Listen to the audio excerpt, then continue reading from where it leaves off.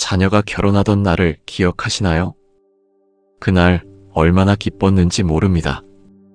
오랫동안 기도했던 그 자리에 드디어 서게 되었고 눈물이 났습니다.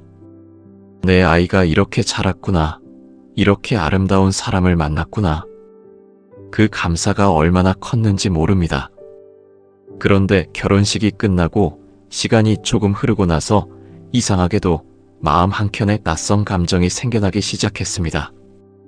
기뻐야 하는데 뭔가 어색합니다. 좋아야 하는데 어딘가 불편합니다.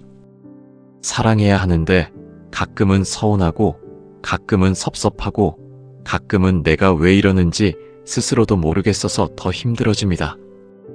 오늘 이 영상을 찾아오신 분들 중에 그런 마음을 가지고 계신 분이 있으실 것 같습니다. 며느리와의 관계가 쉽지 않으신 분, 사위와 어떻게 대화해야 할지 모르겠는 분, 자녀를 아끼는 마음과 새 가족에 대한 낯설 사이에서 균형을 찾지 못해 힘드신 분. 이 시간은 그 마음을 정죄하지 않습니다.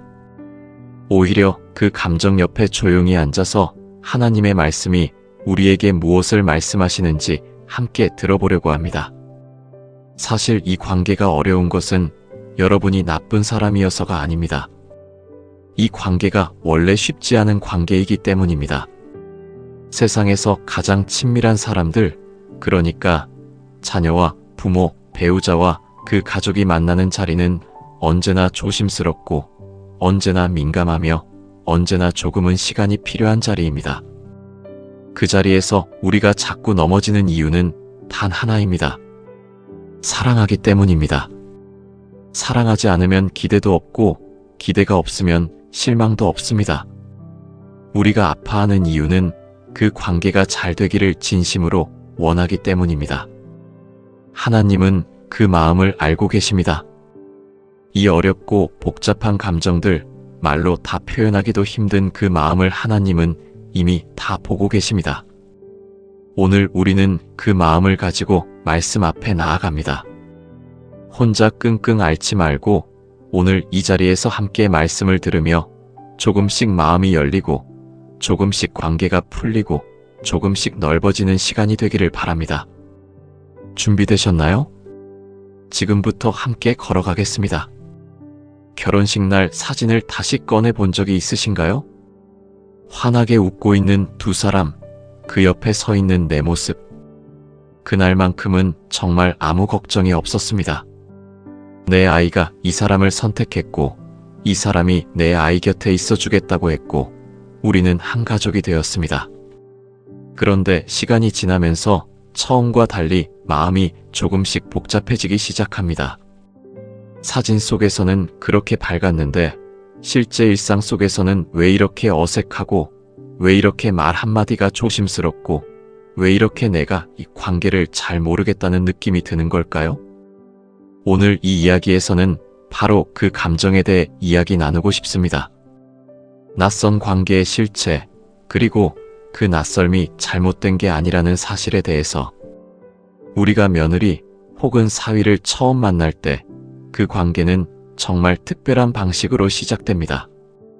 친구처럼 오랜 시간을 함께 쌓아온 것도 아니고 이웃처럼 서서히 친해진 것도 아닙니다. 어느 날 갑자기 내 자녀가 데려온 사람이 가족이 됩니다. 아무런 준비 기간 없이, 아무런 시험 기간 없이 그냥 하루아침에 가장 가까운 사람의 자리에 들어서게 됩니다. 그러니 낯선 것이 당연합니다. 어색한 것이 이상한 일이 아닙니다. 오히려 처음부터 모든 것이 자연스럽다면 그게 더 이상한 일일지도 모릅니다. 사람과 사람 사이의 관계는 시간이 필요합니다.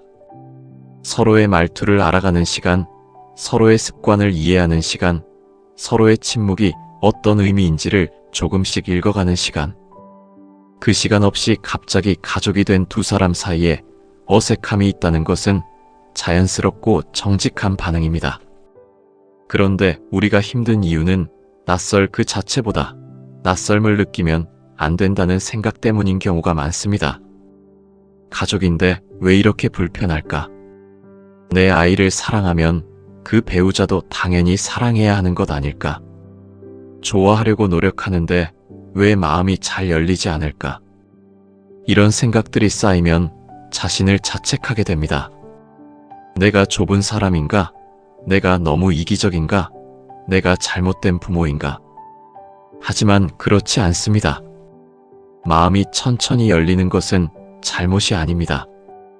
하나님도 우리가 모든 관계를 한순간에 완성하도록 만드시지 않으셨습니다. 관계는 씨앗입니다. 씨앗이 자라기까지는 흙이 필요하고 물이 필요하고 빛이 필요하고 무엇보다 시간이 필요합니다. 창세기 2장 24절에서 하나님은 이렇게 말씀하십니다.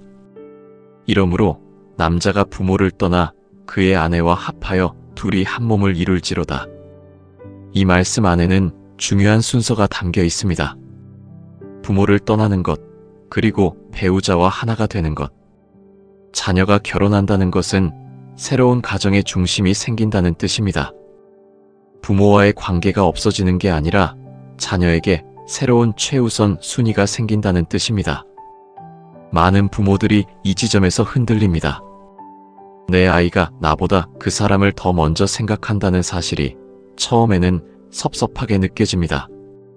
예전에는 내가 제일 먼저였는데 이제는 내가 두 번째가 된 것 같다는 느낌. 그 감정은 숨기기 어렵고 그래서 더 복잡해집니다. 그런데 하나님이 그렇게 만드셨습니다. 자녀가 배우자를 선택하고 그 사람을 최우선에 두는 것은 하나님의 질서 안에 있는 일입니다. 그것이 섭섭하게 느껴지더라도 그 감정을 부끄러워하지 않아도 됩니다. 다만 그 감정을 하나님 앞에 가지고 나오면 됩니다. 성경에는 놀라운 고부관계 이야기가 하나 있습니다. 룻과 나오미의 이야기입니다. 나오미는 남편도 잃고 아들들도 잃었습니다. 두 며느리 중 한 명은 고향으로 돌아갔지만 룻은 달랐습니다. 룻기 1장 16절에서 룻은 이렇게 말합니다. 어머니께서 가시는 곳에 나도 가고 어머니께서 머무시는 곳에서 나도 머물겠나이다. 어머니의 백성이 나의 백성이 되고 어머니의 하나님이 나의 하나님이 되시리니. 이 고백은 룻에게 당연하게 나온 것이 아닙니다. 룻도 고향이 있었습니다. 룻도 자기 가족이 있었습니다. 룻도 다시 돌아가면 편안한 삶이 기다리고 있었습니다. 그럼에도 불구하고 룻은 나오미 곁에 머물기로 했습니다. 왜였을까요? 나오미가 룻에게 어떤 사람이었기 때문이었을까요? 룻의 이야기를 읽으면서 나오미가 며느리에게 어떤 태도를 취했는지를 주목하게 됩니다. 나오미는 자기 손녀들에게 명령하지 않았습니다. 붙잡지 않았습니다. 오히려 이렇게 말합니다. 돌아가라. 내 길을 가라. 너는 내 인생을 살아야 한다. 그 놓아주는 마음, 그 자유로움이 오히려 룻의 마음을 붙들었는지도 모릅니다. 이것이 하나의 힌트가 됩니다. 낯선 관계를 억지로 가깝게 만들려고 할수록 오히려 거리가 생깁니다. 관계를 서두를수록 오히려 어색함이 깊어집니다. 빨리 가까워지고 싶다는 마음이 앞설수록 상대방은 부담을 느끼고 조금씩 뒤로 물러섭니다. 반대로 충분한 거리를 인정하고 천천히 함께 걸어가겠다는 마음이 자리 잡을 때 관계는 자연스럽게 가까워집니다.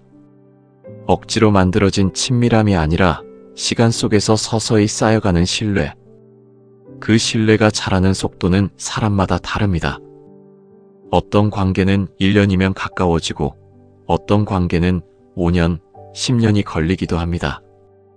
그리고 그 시간 동안 포기하지 않고 한자리에 있어주는 것, 그것이 부모로서 할 수 있는 가장 큰 사랑일지도 모릅니다.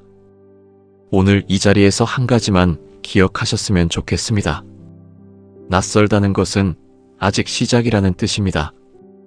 아직 충분히 알지 못한다는 뜻이고 아직 가까워질 여지가 남아있다는 뜻입니다. 낯설은 실패가 아닙니다. 낯설은 가능성의 다른 이름입니다. 하나님은 이 관계를 포기하지 않으셨습니다. 여러분이 이 영상을 보고 있다는 것 자체가 이 관계를 더 잘 이어가고 싶다는 마음이 있다는 증거입니다. 그 마음이 있는 한 하나님은 일하고 계십니다. 오늘 잠자리에 들기 전 이렇게 기도해 보시는 것은 어떨까요? 하나님, 저는 아직 이 관계를 잘 모릅니다. 하지만 당신은 아십니다.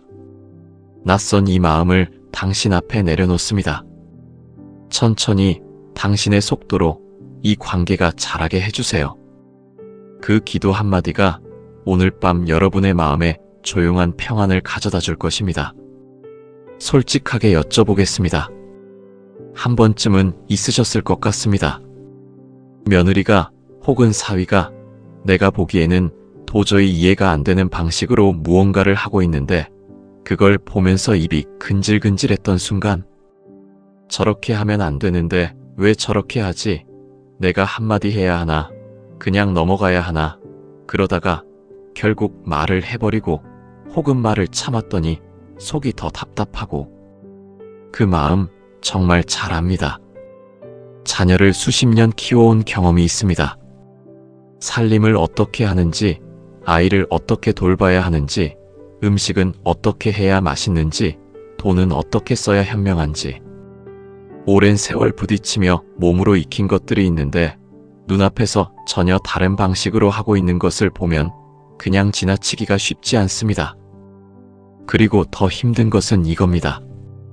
말을 했다가 관계가 나빠질까봐 참고 또 참는데 참을수록 안에서 뭔가가 쌓여가는 느낌. 어느 순간 그게 터져서 예상치 못한 방향으로 흘러버리는 경험을 하신 분들도 계실 것입니다. 오늘 이 시간에는 그 근질거림의 정체가 무엇인지 그리고 그 마음을 어떻게 다루어야 하는지를 말씀 안에서 함께 살펴보겠습니다. 먼저 한 가지 물어보고 싶습니다. 그 근질거림의 뿌리가 어디에 있는지 생각해 보신 적 있으신가요? 대부분의 경우 그것은 내 기준에서 시작됩니다. 내가 살아온 방식, 내가 옳다고 배운 방식, 내 경험 안에서 검증된 방식. 그 기준과 다른 것을 볼 때 우리 안에서 자동으로 반응이 일어납니다. 저건 틀렸어. 저건 비효율적이야. 저렇게 하면 나중에 후회해. 그런데 여기서 잠깐 멈춰야 합니다. 그 기준이 정말 옳은 기준인가? 라는 질문을 스스로에게 해볼 필요가 있습니다. 내가 옳다고 믿어온 방식이 사실은 내가 자라온 환경에서 형성된 하나의 문화이고 하나의 습관이었을 수 있습니다. 나에게는 당연한 것이 다른 집에서 자란 사람에게는 전혀 당연하지 않을 수 있습니다. 짜게 먹는 집이 있고 싱겁게 먹는 집이 있습니다. 부지런히 일찍 일어나는 집이 있고 천천히 시작하는 집이 있습니다. 표현을 많이 하는 가족이 있고 말없이 행동으로 보여주는 가족이 있습니다. 어느 쪽이 맞고 어느 쪽이 틀린 것이 아닙니다. 그냥 다른 것입니다. 잠언 19장 11절은 이렇게 말씀합니다. 노하기를 더디하는 것이 사람의 슬기요 허물을 용서하는 것이 자기의 영광이니라. 노하기를 더디한다는 것은 단지 화를 참는다는 뜻이 아닙니다. 빠르게 판단하지 않는다는 뜻입니다. 내가 먼저 반응하기 전에 잠깐 멈추고 생각하는 여유를 갖는다는 뜻입니다. 그리고 이 말씀이 흥미로운 것은 그것을 슬기라고 부른다는 점입니다. 현명함, 지혜로움. 참는 것이 단순한 인내가 아니라 하나님이 주시는 지혜의 표현이라는 것입니다. 며느리나 사위의 방식이 마음에 걸릴 때 그 순간 바로 반응하지 않는 것. 그것이 단순히 말을 삼키는 행위가 아니라 하나님의 지혜를 구하는 행위라는 것입니다. 그런데 이게 말처럼 쉽지 않다는 것을 압니다. 특히 자녀가 걱정될 때는 더 그렇습니다. 며느리나 사위의 방식 때문에 내 아이가 힘들어 보일 때, 아이가 뭔가 손해를 보고 있는 것 같을 때 그냥 지켜보고만 있기가 너무 힘듭니다. 내가 한마디만 해주면 해결될 것 같은데 왜 굳이 참아야 하나 싶은 마음도 듭니다. 그 마음은 나쁜 마음이 아닙니다. 그것은 부모의 사랑입니다. 자녀를 걱정하는, 자녀가 잘 되기를 바라는 마음에서 나오는 것입니다. 하지만 여기서 한 가지를 구분해야 합니다. 내가 말하려는 것이 정말 자녀를 위한 것인지 아니면 내 불편함을 해소하기 위한 것인지 솔직하게 들여다보면 때로는 그 경계가 모호합니다. 자녀를 걱정하는 마음과 내 기준대로 되지 않아서 불편한 마음이 섞여 있는 경우가 많습니다. 그 두 가지를 정직하게 구분하는 것이 필요합니다. 야고보서 1장 19절에서 말씀합니다. 내 사랑하는 형제들아, 너희가 알지니 사람마다 듣기는 속히 하고 말하기는 더디하며 성내기도 더디하라. 듣기는 속히 하고 말하기는 더디하라. 이 순서가 중요합니다. 먼저 듣는 것입니다. 며느리나 사위가 왜 그런 방식으로 하는지 그 배경을 들어보는 것입니다.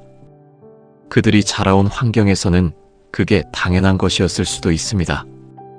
그들이 그 방식을 선택한 데는 나름의 이유가 있을 수 있습니다. 우리가 판단하기 전에 먼저 이해하려고 노력할 때 관계는 달라집니다. 내가 먼저 그들의 방식을 이해하려는 태도를 보일 때 그들도 조금씩 마음을 열기 시작합니다. 또 한 가지 생각해 볼 것이 있습니다. 지금 입이 근질거리는 그 말이 정말 해야 하는 말인지를 세 가지 기준으로 점검해 보십시오. 첫째, 이 말이 지금 당장 해야 하는 말인가? 시간이 지나도 여전히 중요한 말인가? 아니면 지금 감정이 앞서서 나오는 말인가? 하루 이틀 지나고 나면 그냥 넘어갈 수 있는 일인가? 둘째, 이 말이 관계를 살리는 말인가? 관계를 닫는 말인가? 내가 이 말을 했을 때 상대방이 마음을 열 수 있을까? 아니면 마음의 문을 더 굳게 닫을까? 셋째, 이 말을 하기 전에 나는 충분히 기도했는가? 내 감정이 식고 난 뒤에도 이 말이 필요하다는 확신이 있는가? 이 세 가지를 통과한 말이라면 그때 조심스럽게 사랑의 마음으로 전할 수 있습니다. 하지만 대부분의 경우 이 세 가지 기준을 통과하기 전에 말이 먼저 나오는 경우가 많습니다. 그 말이 관계를 상하게 하고 나중에 후회를 남깁니다. 에베소서 4장 15절은 이렇게 말씀합니다. 오직 사랑 안에서 참된 것을 하여 참된 것을 말하되 사랑 안에서 말하라는 것입니다. 진실이라고 해서 다 말해도 되는 것이 아닙니다. 아무리 옳은 말도 사랑이 빠지면 상처가 됩니다. 아무리 맞는 말도 타이밍이 잘못되면 독이 됩니다. 사랑 안에서 말한다는 것은 상대방의 마음 상태를 먼저 살핀다는 뜻입니다. 지금 이 사람이 들을 준비가 되어 있는가? 지금 이 말이 이 사람에게 도움이 되는가? 내 말이 이 사람의 삶을 실제로 더 낫게 만들 수 있는가? 그 질문들 앞에서 대답이 불분명할 때는 말 대신 기도를 선택하는 것이 더 강한 사랑일 수 있습니다. 이 이야기를 마치며 한 가지 상상을 해보겠습니다. 만약 하나님이 우리를 대할 때 우리처럼 하셨다면 어떻게 되었을까요? 우리가 잘못된 방향으로 갈 때마다 즉시 개입하시고 우리의 방식이 마음에 안 드실 때마다 말씀하시고 우리의 선택이 비효율적으로 보일 때마다 지적하셨다면 그분이 그렇게 하지 않으신다는 것을 우리는 압니다. 하나님은 우리에게 자유를 주셨습니다. 스스로 배울 수 있는 공간을 주셨습니다. 실수를 통해 자라게 하셨습니다. 그리고 그 과정을 기다리며 조용히 함께 계셨습니다. 그 하나님을 닮아가는 것이 우리가 며느리와 사위를 대하는 방식이 될 수 있을까요? 말하기 전에 기다리는 것, 판단하기 전에 이해하려는 것, 내 기준을 내려놓고 그들의 방식을 존중하는 것. 그것이 쉽지 않다는 것을 압니다. 하지만 그것이 가능하도록 도와달라고 매일 기도할 수는 있습니다. 하나님은 그 기도에 반드시 응답하십니다. 억지로 참는 인내가 아니라 진심으로 이해하는 마음을 주시는 방식으로. 오늘 이 시간이 끝날 때 이렇게 기도해 보시겠어요? 하나님, 오늘 내 입이 근질거렸습니다.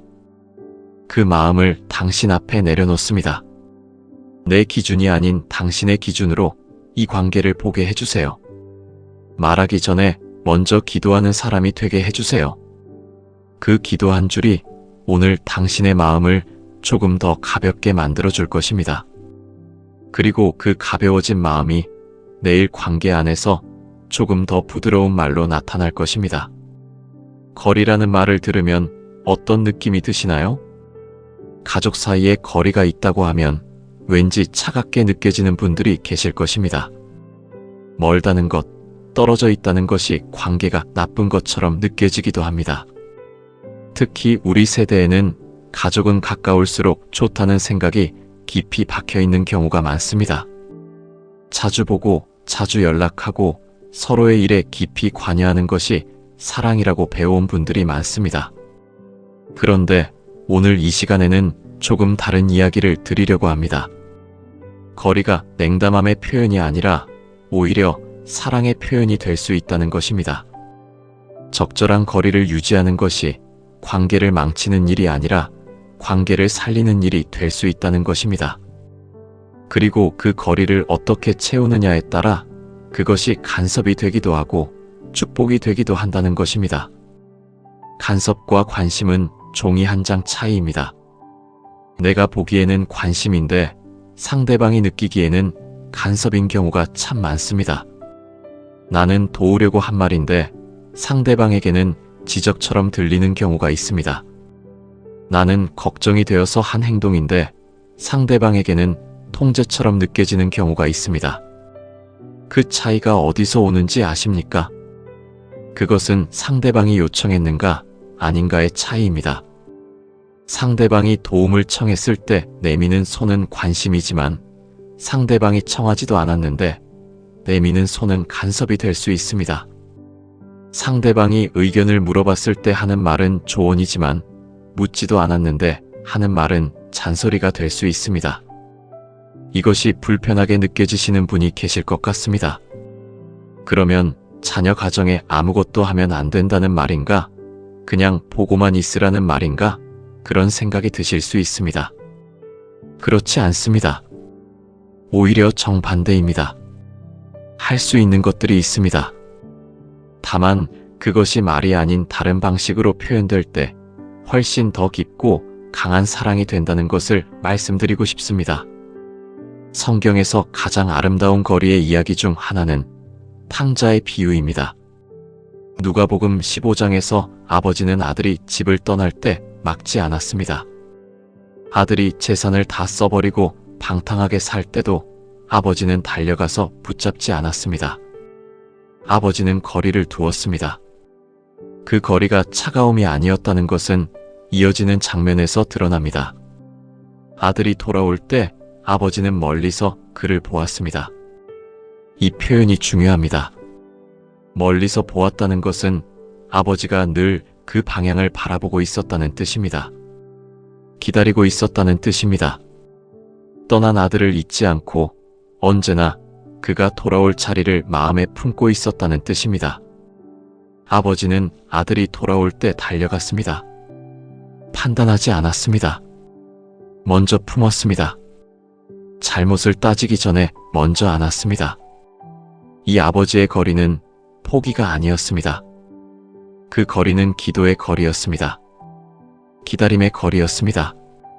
아들이 스스로 자라고 스스로 깨닫고 스스로 돌아올 수 있는 공간을 지켜주는 거리였습니다. 며느리와 사위와의 관계에서도 이 거리가 필요합니다. 그들이 자신들만의 방식으로 가정을 꾸려갈 수 있는 공간, 실수를 하더라도 그 실수를 통해 배울 수 있는 공간, 내 방식이 아닌 자신들만의 방식을 찾아갈 수 있는 공간, 그 공간을 지켜주는 것이 바로 축복의 거리입니다. 그런데 많은 부모들이 그 공간을 지켜주는 것을 어려워합니다.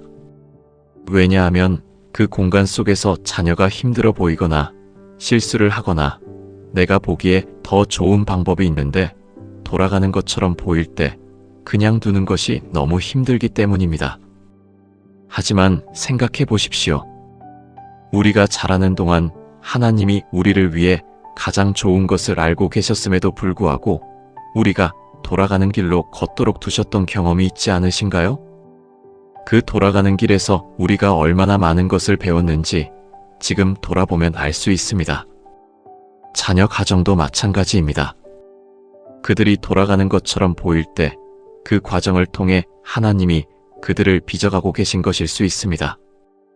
부모의 역할은 그 과정을 막는 것이 아니라 그 과정을 위해 기도하는 것입니다. 그렇다면 축복의 거리는 구체적으로 어떤 모습일까요? 첫 번째는 묻기 전에 먼저 말하지 않는 것입니다. 의견을 말하고 싶을 때 상대방이 먼저 물어볼 때까지 기다려보는 것입니다. 물어본다는 것은 그 관계에 신뢰가 쌓였다는 신호입니다.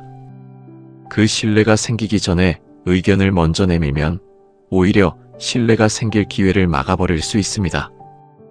두 번째는 도움을 줄 때 선택권을 주는 것입니다. 이렇게 해야 한다고 말하는 대신 이렇게 하면 어떨까? 혹은 내가 도움이 될 수 있는 게 있으면 말해줘 라는 방식으로 접근하는 것입니다. 상대방이 선택할 수 있을 때 그 도움은 부담이 아닌 선물이 됩니다. 세 번째는 자녀 가정의 결정을 존중하는 것입니다. 내 생각과 다른 결정을 했더라도 그 결정을 지지하는 말 한마디를 먼저 건네는 것입니다. 잘 되기를 바란다는 말, 응원한다는 말, 필요하면 언제든지 있다는 말. 그 말들이 관계의 벽을 낮춥니다. 잠언 25장 16절은 이렇게 말씀합니다. 꿀을 발견하거든 조카리만큼만 먹으라. 과식함으로 토할까 하노라. 꿀도 너무 많이 먹으면 독이 됩니다. 사랑도 마찬가지입니다. 아무리 좋은 것도 과하면 상대방이 받아들이기 어렵습니다. 내가 주고 싶은 만큼이 아니라 상대방이 받을 수 있는 만큼. 그 조율이 지혜로운 관계의 핵심입니다. 자녀 가정에 대한 사랑도 그렇습니다. 내가 줄 수 있는 최대치를 다 쏟아붓는 것이 아니라 상대방이 소화할 수 있는 속도로 천천히 나누는 것. 그것이 오히려 더 오래 지속되는 관계를 만듭니다. 또 한 가지 중요한 것이 있습니다. 축복의 거리를 유지하려면 내 안에서 먼저 정리되어야 하는 것이 있습니다. 그것은 기대입니다. 부모들이 며느리나 사위에게 가지는 기대는 생각보다 많습니다. 내 자녀를 잘 돌봐주기를 바라는 기대, 나를 존중해주기를 바라는 기대, 우리 가족의 방식을 이해해주기를 바라는 기대, 명절에 먼저 연락해주기를 바라는 기대. 그 기대들이 충족되지 않을 때 섭섭함이 생깁니다. 그 섭섭함이 쌓이면 거리를 두기가 더 어려워집니다. 기대를 내려놓는다는 것은 포기가 아닙니다. 그것은 상대방에게 자유를 주는 것입니다. 내 기대라는 틀 안에 상대방을 가두지 않는 것입니다. 그 자유가 주어질 때 역설적으로 상대방은 더 자발적으로 가까이 오는 경우가 많습니다. 우리가 누군가에게 아무것도 바라지 않는다는 것을 느낄 때 그 편안함이 오히려 그 사람을 더 가까이 이끄는 힘이 됩니다. 로마서 15장 7절은 이렇게 말씀합니다.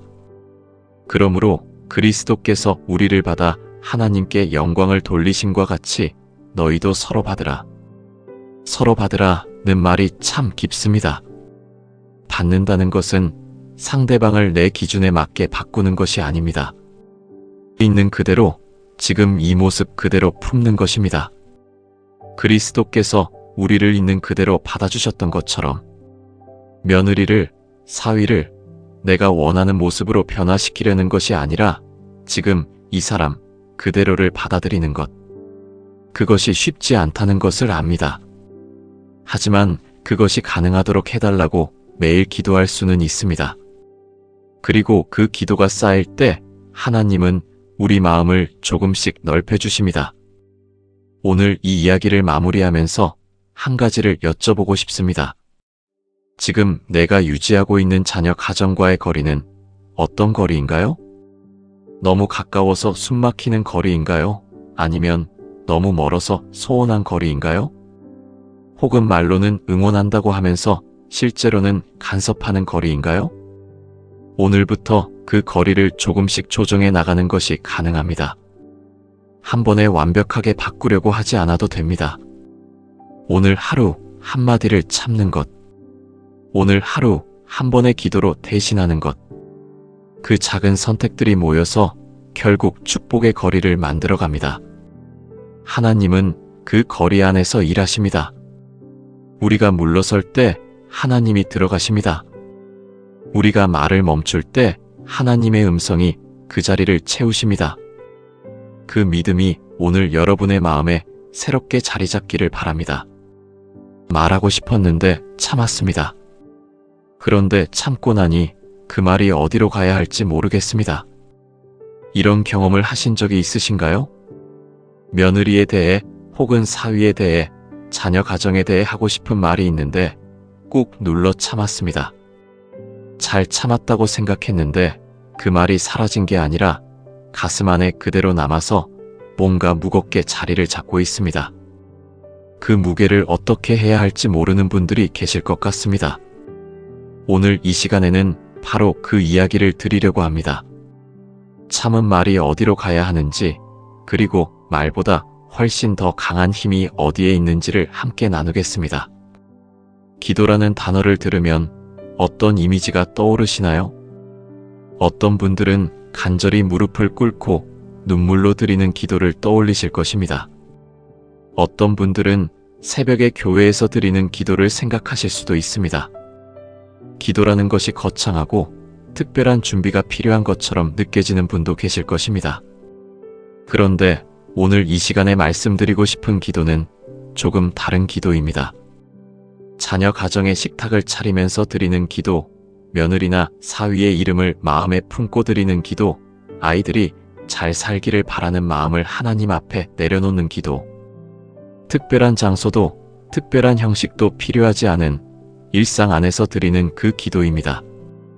그리고 그 기도가 우리가 100마디 말을 하는 것보다 훨씬 더 깊이 자녀 가정에 닿는다는 것을 오늘 함께 생각해 보겠습니다. 욥기에는 놀라운 장면이 하나 있습니다. 욥은 자기 자녀들을 위해 매일 아침 번제를 드렸습니다. 욥기 1장 5절에서 말씀합니다. 그들이 차례대로 잔치를 마치면 욥이 그들을 불러다가 성결하게 하되 아침에 일어나서 그들의 수료대로 번제를 드렸으니 이는 욥이 말하기를 혹시 내 아들들이 죄를 범하여 마음으로 하나님을 배반하였을까 함이라. 욥은 자녀들이 잔치를 마치고 나면 다음 날 아침 자녀들을 위해 번제를 드렸습니다. 자녀들이 혹시 마음으로 하나님을 떠났을까봐 그것이 걱정되어서 말로 지적하는 대신 기도로 나아갔습니다. 이것이 부모의 기도입니다. 내가 보기에 걱정이 될 때, 내가 보기에 바로잡아주고 싶을 때 말을 먼저 하는 대신 기도를 먼저 드리는 것. 그것이 욥이 자녀를 사랑한 방식이었습니다.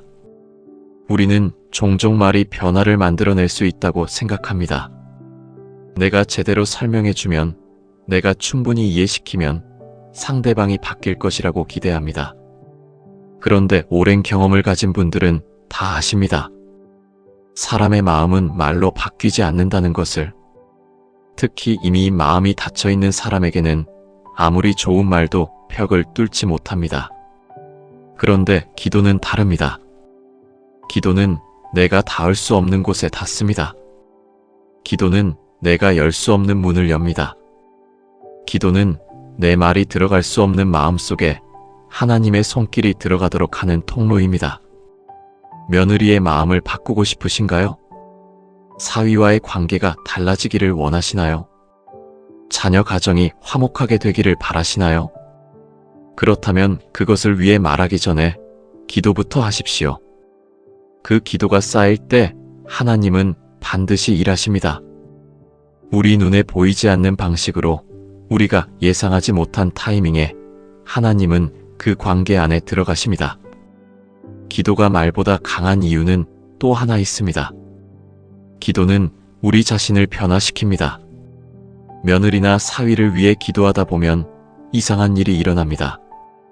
처음에는 그냥 저 사람이 좀 바뀌기를 바라는 마음으로 기도를 시작했는데 기도를 하다 보면 어느 순간 내 마음이 부드러워지기 시작합니다. 왜냐하면 기도는 그 사람을 하나님의 시선으로 바라보게 만들기 때문입니다. 내 눈에는 답답하고 이해가 안 되는 사람이었는데 기도 안에서 그 사람을 하나님이 사랑하시는 존재로 바라보기 시작할 때 마음이 달라집니다. 우리가 누군가를 위해 기도할 때 하나님은 그 사람도 변화시키시지만 우리 자신도 변화시키십니다. 기도하는 사람이 먼저 부드러워지고, 기도하는 사람이 먼저 이해하는 마음이 생기고, 기도하는 사람이 먼저 관계 안에서 달라집니다. 빌립보서 4장 6절에서 말씀합니다. 아무것도 염려하지 말고 다만 모든 일에 기도와 간구로 너희 구할 것을 감사함으로 하나님께 아뢰라. 아무것도 염려하지 말고. 이 말씀이 쉬운 것처럼 들리지만 실제로 이 말씀 앞에 서면 얼마나 어려운지 압니다. 자녀 가정이 걱정됩니다. 며느리나 사위의 어떤 모습이 마음에 걸립니다. 내 아이가 잘 살고 있는지, 행복한지, 힘든 것은 없는지. 그 걱정들이 밤의 잠자리에서도 머릿속을 떠나지 않습니다. 그 걱정들을 기도로 바꾸라는 것이 이 말씀의 핵심입니다. 걱정의 에너지를 기도의 에너지로 전환하는 것. 마음속에 맴도는 그 염려들을 하나님 앞에 내려놓는 것. 내가 어떻게 할 수 없는 것들이 있습니다. 며느리나 사위의 마음을 내가 바꿀 수 없습니다. 자녀 가정 안에서 일어나는 일들을 내가 다 통제할 수 없습니다. 하지만 기도는 할 수 있습니다. 그 기도가 내가 할 수 있는 가장 강한 행동입니다. 그렇다면 구체적으로 어떻게 기도해야 할까요? 막막하게 느껴지는 분들을 위해 기도의 방향 몇 가지를 나눠보겠습니다. 첫 번째는 이름을 부르는 기도입니다. 며느리의 이름을, 사위의 이름을 소리내어 부르면서 기도해 보십시오. 하나님, 우리 며느리 이름을 당신이 아십니다. 그 이름을 불러주세요. 그 마음을 만져주세요. 이름을 부르는 기도는 그 사람을 추상적인 존재가 아닌 구체적인 한 인격으로 하나님 앞에 세우는 기도입니다. 두 번째는 약점이 아닌 필요를 위한 기도입니다. 우리는 종종 상대방의 약점을 고쳐달라는 기도를 드리기 쉽습니다. 저 사람 저런 점 좀 바꿔주세요. 그런데 그보다 더 깊은 기도는 그 사람의 필요를 위한 기도입니다. 저 사람이 지금 무엇이 필요한지 당신이 아십니다. 그 필요를 채워주세요. 그 사람의 마음 깊은 곳에 있는 갈증을 해소해 주세요. 이 기도는 상대방을 판단하는 마음에서가 아니라 진심으로 그 사람을 위하는 마음에서 나오는 기도입니다. 세 번째는 관계를 위한 기도입니다. 우리 가정이 하나가 되게 해주세요. 서로 다른 우리가 서로를 이해하게 해주세요. 내가 먼저 변화되어서 이 관계가 나아지게 해주세요. 이 기도는 상대방만 바뀌기를 바라는 기도가 아니라 내가 먼저 달라지기를 구하는 기도입니다. 그리고 이 기도가 가장 빠르게 응답되는 기도입니다. 어떤 분은 이렇게 말씀하실 수도 있습니다. 오랫동안 기도했는데 달라지는 게 없다고. 그 마음이 얼마나 힘드실지 압니다. 몇 달 혹은 몇 년을 기도했는데 눈에 보이는 변화가 없을 때 낙심이 됩니다. 내 기도가 하늘에 닿기나 하는 건지 의심이 생깁니다. 그 마음을 부끄러워하지 않으셔도 됩니다. 성경 속의 인물들도 오래 기도했습니다. 즉각적인 응답이 오지 않아도 멈추지 않고 기도했습니다. 누가복음 18장에서 예수님은 과부의 비유를 통해 항상 기도하고 낙심하지 말아야 한다고 말씀하셨습니다. 낙심하지 말라는 말씀이 있다는 것은 낙심할 수 있다는 것을 하나님도 아신다는 뜻입니다. 응답이 늦어질 때 낙심하는 것이 자연스럽다는 것을 아시면서도 그럼에도 불구하고 기도를 멈추지 말라고 말씀하시는 것입니다. 응답이 늦어지는 것은 하나님이 일하지 않으신다는 뜻이 아닙니다. 하나님의 시간이 우리의 시간과 다르다는 뜻입니다. 그리고 하나님의 응답이 우리가 기대한 방식과 다를 때도 있습니다. 내가 원하는 방향이 아닌 하나님이 더 좋은 방향으로 응답하시는 경우도 있습니다. 그러니 포기하지 않으셔도 됩니다. 오늘도 기도하십시오. 어제도 기도했는데 오늘 또 같은 기도를 드리는 것이 무의미하게 느껴지더라도 그 기도는 하나님 앞에 쌓이고 있습니다. 기도 외에 또 하나의 강한 방법이 있습니다. 그것은 축복의 말입니다. 며느리나 사위에 대해 부정적인 생각이 들 때 그 생각을 말로 표현하는 대신 의도적으로 그 사람을 축복하는 말을 입 밖으로 내어보는 것입니다. 혼자 있을 때라도 좋습니다. 그 사람의 이름을 부르며 잘 되기를 바라는 말을 입으로 해보는 것입니다. 이것이 억지스럽게 느껴질 수 있습니다. 마음이 따라오지 않는데 입으로만 축복하는 것이 무슨 의미가 있나 싶을 수도 있습니다. 그런데 신기한 일이 일어납니다. 입으로 축복의 말을 하다 보면 서서히 마음이 따라옵니다. 말이 마음을 이끄는 것입니다. 잠언 18장 21절은 이렇게 말씀합니다. 죽고 사는 것이 혀의 힘에 달렸나니 혀를 쓰기 좋아하는 자는 혀의 열매를 먹으리라. 혀에는 힘이 있습니다. 말에는 힘이 있습니다. 저주의 말이 관계를 죽이는 것처럼 축복의 말은 관계를 살립니다. 상대방이 듣지 못하는 자리에서 드리는 축복의 기도와 말도 하나님이 들으시고 그 관계 안에서 일하십니다. 오늘 이 시간을 마무리하면서 한 가지 실천을 제안드리고 싶습니다. 오늘 밤 잠자리에 들기 전 며느리의 이름 혹은 사위의 이름을 소리내어 불러보십시오. 그리고 이렇게 말해보십시오. 하나님, 이 사람을 당신께 맡깁니다. 이 사람이 당신의 손길 안에 있기를 바랍니다. 이 사람이 행복하기를 바랍니다. 이 사람과 나 사이에 당신이 일해주세요. 그 기도가 길지 않아도 됩니다. 거창하지 않아도 됩니다. 단 몇 마디라도 진심을 담아드리는 그 기도가 오늘 밤 여러분의 마음을 조금 더 가볍게 만들어줄 것입니다. 그리고 그 기도를 매일 드리십시오. 오늘 한 번만이 아니라 내일도 모레도. 그렇게 기도가 쌓여갈 때 어느 날 돌아보면 관계가 달라져 있다는 것을 발견하게 되실 것입니다. 하나님은 그 기도를 단 하나도 잊지 않으십니다. 그 기도가 모두 하나님의 손안에 있습니다. 있는 그대로라는 말이 있습니다. 참 쉬운 말처럼 들리는데 막상 실천하려고 하면 이렇게 어려운 말이 없습니다. 있는 그대로 받아들인다는 것, 지금 이 모습 그대로를 인정한다는 것이 왜 이렇게 힘든 일일까요? 아마도 그것은 우리 안에 이미 그려진 그림이 있기 때문일 것입니다. 며느리는 이래야 한다. 사위는 저래야 한다. 자녀 가정은 이런 모습이어야 한다. 그 그림이 머릿속에 선명하게 존재하는 한 현실과의 간격이 느껴질 때마다 마음이 불편해집니다. 오늘 이 시간에는 그 그림에 대해 이야기하려고 합니다. 내가 그린 그림을 내려놓는 것이 왜 필요한지, 그리고 있는 그대로 받아들이는 마음이 어떻게 가능한지를 말씀 안에서 함께 찾아보겠습니다. 우리가 며느리나 사위에게 갖는 기대는 어디서 왔을까요? 많은 경우 그 기대는 우리 자신의 경험에서 왔습니다. 내가 결혼했을 때 시어머니나 시아버지에게 어떻게 했는지, 내가 배우자의 부모님을 어떻게 대했는지, 그 경험이 기준이 됩니다. 나는 이렇게 했으니 며느리도 이렇게 해야 한다. 나는 저렇게 했으니 사위도 저렇게 해야 한다. 혹은 내 어머니의 모습에서 왔을 수도 있습니다.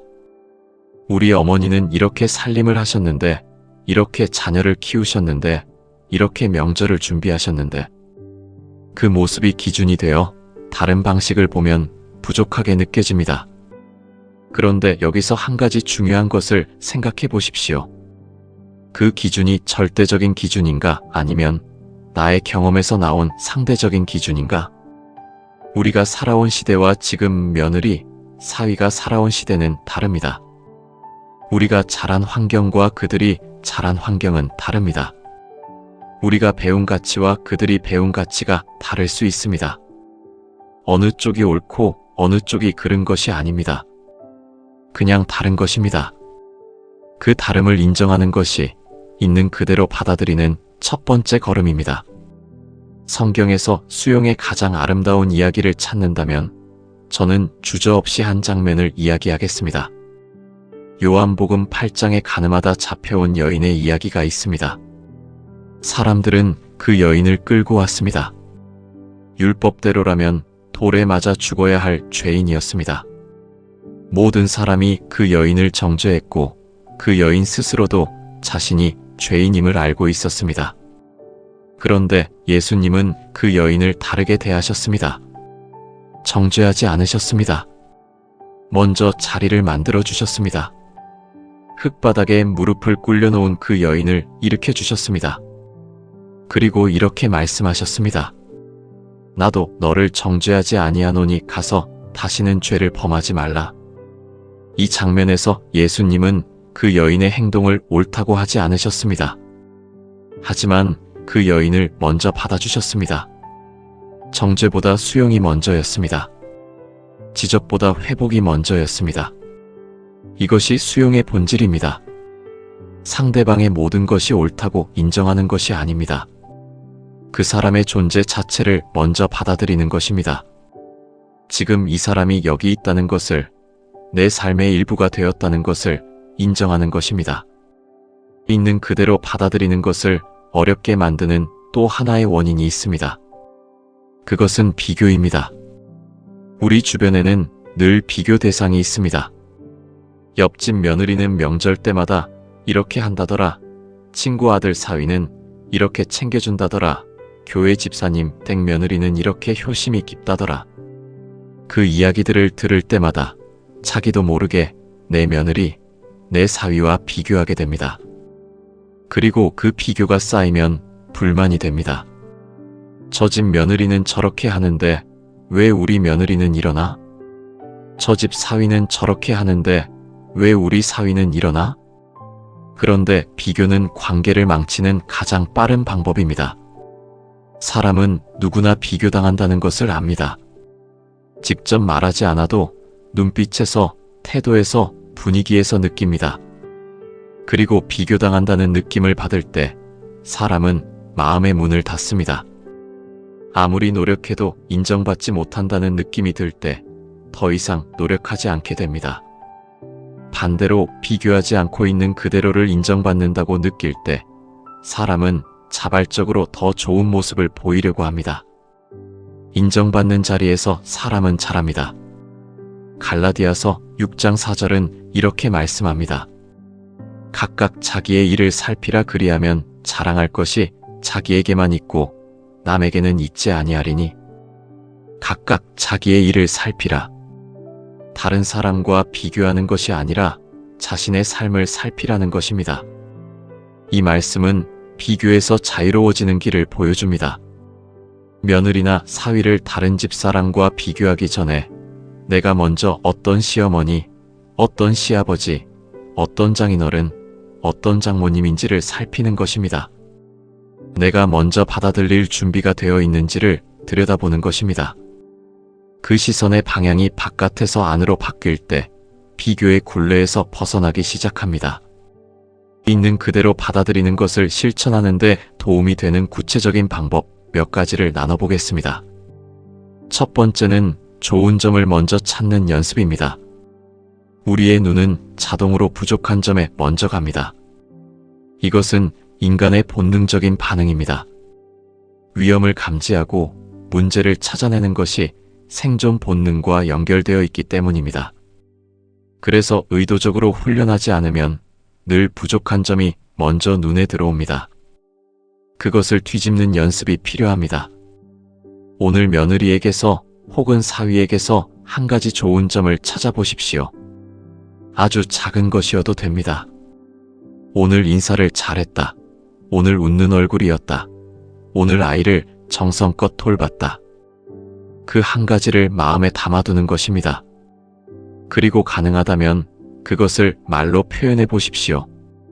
직접 칭찬하는 것이 어색하게 느껴지신다면 자녀에게 전해도 됩니다. 오늘 며느리가 이런 걸 잘하더라. 오늘 사위가 이런 면이 좋아 보이더라. 그 말이 돌고 돌아 상대방에게 전해질 때 관계의 온도가 달라집니다. 두 번째는 그 사람의 배경을 상상해 보는 것입니다. 우리가 이해하기 어려운 행동이나 방식을 볼 때 잠깐 멈추고 이렇게 생각해 보십시오. 이 사람은 어떤 환경에서 자랐을까? 이 사람의 부모님은 어떤 분들이셨을까? 이 사람이 이런 방식을 갖게 된 데는 어떤 배경이 있을까? 우리가 지금의 모습이 된 데는 긴 역사가 있습니다. 부모님의 영향, 어린 시절의 경험, 살아오면서 만난 사람들, 겪어온 일들. 며느리도 사위도 마찬가지입니다. 그 사람의 지금 모습 뒤에는 우리가 다 알지 못하는 긴 이야기가 있습니다. 그 이야기를 다 알 수는 없어도 그 이야기가 있다는 것을 인정하는 것만으로도 마음이 조금 달라집니다. 저 사람이 왜 저러는지 이해할 수 없다는 생각에서 저 사람에게도 그럴 만한 이유가 있을 것이라는 생각으로 넘어가는 것. 그 작은 전환이 관계를 바꿉니다. 세 번째는 기대를 선물로 바꾸는 것입니다. 기대는 상대방에게 부담을 줍니다. 하지만 선물은 상대방에게 자유를 줍니다. 이번 명절에 며느리가 이것을 해주었으면 좋겠다는 기대를 갖는 대신 내가 먼저 며느리에게 무언가를 선물하는 것입니다. 물질적인 선물이 아닐 수도 있습니다. 오늘은 쉬어 라는 말 한마디가 선물이 될 수 있습니다. 내 방식대로 해도 된다는 허락이 선물이 될 수 있습니다. 힘들면 말해 라는 한마디가 선물이 될 수 있습니다. 그 선물들은 돈이 들지 않습니다.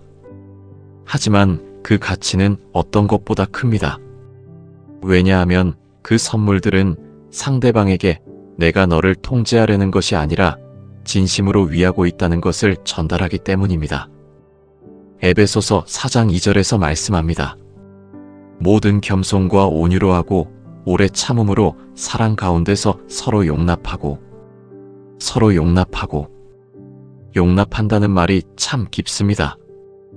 용납은 동의가 아닙니다. 모든 것이 옳다고 인정하는 것이 아닙니다. 그럼에도 불구하고 받아들이는 것입니다. 내 마음에 완전히 맞지 않아도, 완전히 이해되지 않아도 이 사람이 내 삶의 일부라는 것을 인정하고 함께 가는 것입니다. 그리고 이 말씀에서 주목할 것은 오래 참음으로라는 표현입니다. 용납은 한순간의 결단이 아닙니다. 시간이 걸립니다. 오래 참는 과정이 필요합니다. 처음에는 억지로 참아야 할 수도 있습니다. 하지만 그 참음이 반복되는 동안 하나님이 우리 마음을 조금씩 넓혀 가십니다. 억지로 참던 것이 어느 순간 자연스러운 수용이 됩니다. 그 변화는 하루아침에 오지 않습니다. 하지만 반드시 옵니다. 마지막으로 한 가지 이야기를 드리고 싶습니다. 우리가 하나님 앞에 서는 모습을 생각해 보십시오. 우리는 얼마나 자주 하나님의 기대에 미치지 못하는지 모릅니다. 얼마나 자주 잘못된 방향으로 걷는지, 얼마나 자주 하나님이 원하시는 것과 다른 선택을 하는지. 그럼에도 불구하고 하나님은 우리를 있는 그대로 받아주십니다. 로마서 5장 8절은 이렇게 말씀합니다. 우리가 아직 죄인 되었을 때에 그리스도께서 우리를 위하여 죽으심으로 하나님께서 우리에 대한 자기의 사랑을 확증하셨느니라. 아직 죄인 되었을 때 우리가 완벽해지기를 기다리지 않으셨습니다. 우리가 바뀌기를 기다리지 않으셨습니다. 지금 이 모습 그대로를 먼저 사랑하셨습니다. 그 사랑이 우리를 변화시켰습니다. 며느리와 사위에게도 그 사랑을 흘려보낼 수 있다면 얼마나 좋을까요? 내가 완벽해지면 사랑하겠다는 조건적인 사랑이 아니라 지금 이 모습 그대로를 먼저 받아들이는 사랑. 그 사랑이 관계를 변화시킵니다. 그 사랑이 사람을 자라게 합니다. 오늘 이 시간을 마무리하면서 이런 기도를 드려보시는 것은 어떨까요? 하나님, 내 마음속에 그려놓은 그림을 내려놓겠습니다. 내 기준과 내 기대를 당신 앞에 내려놓겠습니다. 지금 이 사람을 있는 그대로 받아들일 수 있는 넓은 마음을 주십시오. 내가 먼저 변화되어서 이 관계 안에 당신의 사랑이 흐르게 해주십시오. 그 기도가 진심으로 드려질 때 하나님은 반드시 응답하십니다. 우리 마음을 조금씩 넓혀주십니다. 그리고 넓어진 우리 마음 안에 새 가족이 자연스럽게 자리를 잡기 시작합니다. 그 과정이 느리게 느껴지더라도 포기하지 마십시오. 하나님은 이 관계를 포기하지 않으셨습니다. 우리도 포기하지 않아도 됩니다. 함께 천천히 그러나 분명하게 그 사랑의 자리로 나아가겠습니다. 오늘 이 긴 시간을 함께 걸어오셨습니다. 처음 이 영상을 시작할 때 어떤 마음으로 오셨는지 모릅니다. 며느리와의 관계가 힘들어서 오신 분이 계실 것입니다. 사위와 어떻게 지내야 할지 몰라서 오신 분도 계실 것입니다. 딱히 심각한 문제는 없는데 왠지 마음이 불편하고 그 불편함의 이유를 찾고 싶어서 오신 분도 계실 것입니다. 어떤 마음으로 오셨든 오늘 이 자리까지 함께 해주셔서 진심으로 감사합니다. 오늘 우리가 함께 나눈 이야기들을 잠깐 돌아보겠습니다. 사랑하는 자녀의 배우자이지만 낯설고 어색한 것은 자연스러운 일이라는 것을 이야기했습니다.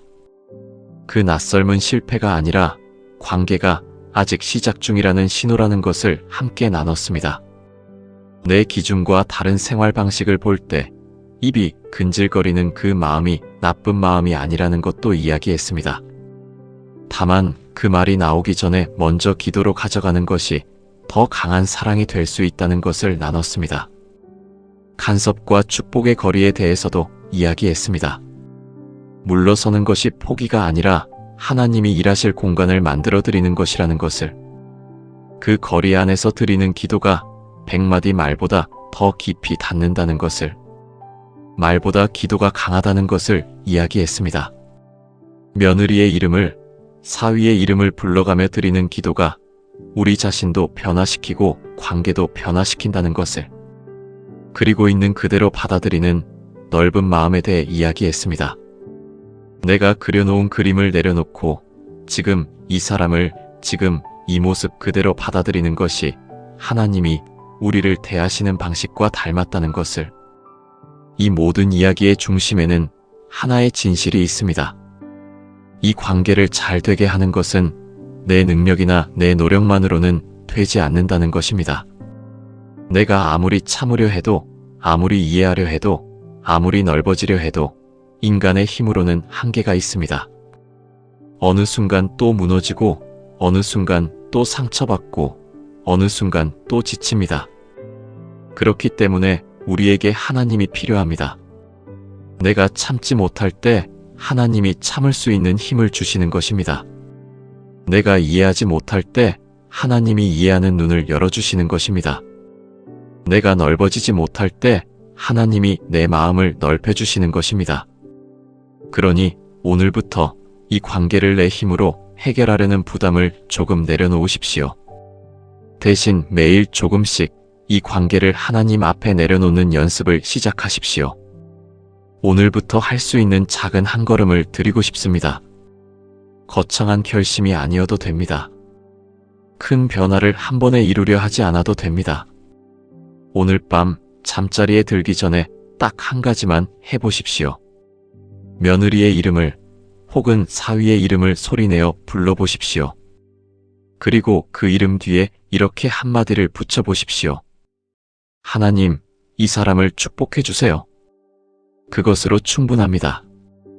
길게 기도하지 않아도 됩니다. 감동적인 말을 찾지 않아도 됩니다. 그 한마디가 오늘 밤 여러분의 마음에 작은 씨앗을 심습니다. 그 씨앗이 내일도 모레도 한 달 후에도 심겨지다 보면 어느 날 돌아보았을 때 마음의 꽃이 피어 있는 것을 발견하게 될 것입니다. 그 꽃이 바로 축복의 관계입니다. 오늘 이 영상을 보신 분들 중에 오랫동안 이 관계 때문에 혼자 힘들어하셨던 분이 계신다면 꼭 이 말씀을 드리고 싶습니다. 당신이 힘들었던 것은 당신이 나쁜 사람이어서가 아닙니다. 당신이 사랑하기 때문입니다. 자녀가 잘 되기를 바라는 마음이 그만큼 크기 때문입니다. 그 마음은 아름다운 마음입니다. 다만 그 사랑이 조금 더 자유로운 방식으로 표현될 수 있도록 오늘부터 하나님의 도움을 구하십시오. 하나님은 그 기도에 반드시 응답하십니다. 시편 37편 5절이 오늘 이 자리를 마무리하는 말씀이 되기를 바랍니다. 내 길을 여호와께 맡기라. 그를 의지하면 그가 이루시고, 내 길을 맡기라. 이 관계를 맡기는 것입니다. 내가 다 해결하려 했던 그 수고를 내려놓고 하나님께 맡기는 것입니다. 그를 의지하면 그가 이루십니다. 우리가 이루는 것이 아닙니다. 하나님이 이루십니다. 우리는 그 손을 붙잡고 함께 걸어가면 됩니다. 오늘도 이 자리까지 함께 해주신 모든 분들을 축복합니다. 여러분의 가정에 하나님의 평안이 임하기를 바랍니다. 며느리와의 관계가, 사위와의 관계가 오늘 이 시간을 통해 조금씩 더 따뜻해지기를 바랍니다. 억지로 만들어진 관계가 아니라 하나님의 손길 안에서 자연스럽게 깊어지는 관계가 되기를 바랍니다. 그 과정이 느리게 느껴지는 날도 있을 것입니다. 다시 힘들어지는 날도 있을 것입니다. 그럴 때마다 오늘 이 말씀이 생각나기를 바랍니다. 내 길을 여호와께 맡기라. 그를 의지하면 그가 이루시고, 하나님은 이 관계를 포기하지 않으셨습니다. 여러분도 포기하지 않아도 됩니다. 천천히 그러나 분명하게 함께 걸어가겠습니다. 영상이 마음의 위로가 되셨다면 좋아요와 구독으로 함께 해주시고 아래 댓글에 아멘 한마디 남겨주세요. 여러분의 아멘이 같은 마음으로 이 영상을 보는 또 다른 분에게 큰 힘이 됩니다. 하나님의 평안과 회복이 여러분의 가정에 가득하기를 진심으로 축복합니다.